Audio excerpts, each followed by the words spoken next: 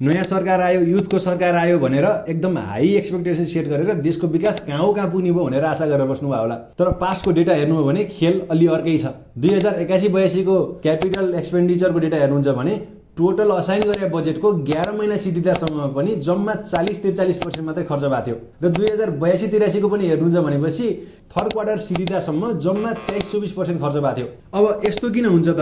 पहिलो कुरो त नेपालको ब्युरोक्रेटिक सिस्टम यति झन्झटिलो छ कि काम नै ढिलो सुरु हुन्छ र नियम कानुन त्यति कडा पनि नभए हुनाले ठेकदारले पनि नबताएर काम ढिलो सुरु गरिदिने, कामलाई जथाभावी छोडेर हिँड्दिने गर्छ र भएन भनेर त्यही नियम कानुनले पेमेन्टलाई पनि रोक्छ। जस्तै 20 लाख 40 लाखको हजुरहरूले लिमिट क्रस गर्न खोज्नुभयो पेमेन्टको लागि भने 2 महिना कुर 4 महिना कुर भनिदिन्छ नियमले। र यसरी काम ढिलो सुरु भयो, वर्ष सिद्धिन लाग्यो भनेपछि हतारमा अब ठेकदारहरूले लो क्वालिटीका कामहरू गरिदिने, त्यति राम्रो काम नगरिदिने र फेरि त्यो बजेट खेरै जान्थ्यो। लास्टमा गएर अन्तिमतिर सबै पैसा खर्च गरेर त्यहाँ घोटाला गर्ने, काम लो क्वालिटीको गरिदिने जस्ता रिजल्टहरू आउँथे। तर अब आशा चाहिँ नमार्नुहोस्, किनभने जब यो नयाँ सरकार आयो त्यसपछि लगत्तै धेरै नियमहरूमा अमेन्डमेन्ट्स आछ, चेन्जेस आछ, जसले गर्दाखेरि अब जुन प्रोसेसहरूले ढिलो हुनमा निम्ताइरहेको थिए काम, ती प्रोसेसहरू अब अलिकति चाँडै हुन सक्छन्, जसले गर्दा काम पनि सुरु हुन सक्छ।